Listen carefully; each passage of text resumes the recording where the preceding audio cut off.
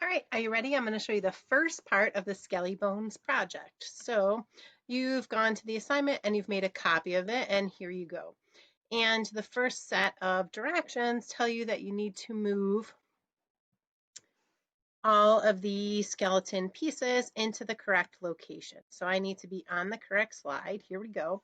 I see all of the skeleton pieces off to the side, but none are on the actual slide.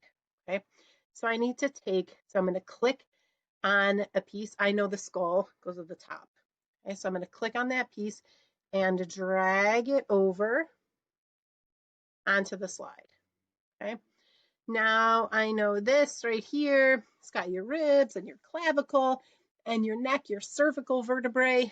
I'm going to drag that over next because I know that that goes there. Now, if you're having trouble dragging and dropping correctly, tip, important, press the Alt, the A-L-T key.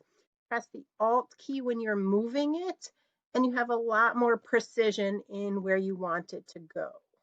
Okay, so I'm going to click off of that. All right, that looks beautiful.